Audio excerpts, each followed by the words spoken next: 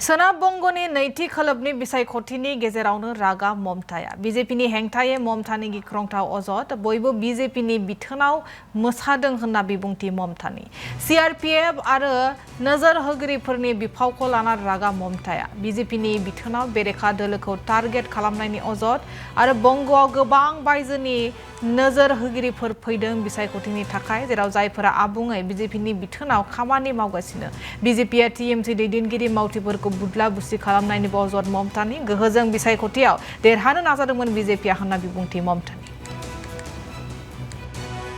हमारा वर्कर को पिटाया रात में officer incharge Vijayganj police station भांगोर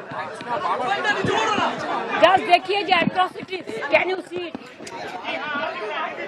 देखिए देखिए एक क्या गुंडाराज चल रहा है, देश को बेच दिया। ऐसे वोट कभी होता है, ऐसे कभी वोट नहीं होता है। वोट शांति से होता है, लोकतंत्र डेमोक्रेसी का फेस्टिवल होता है।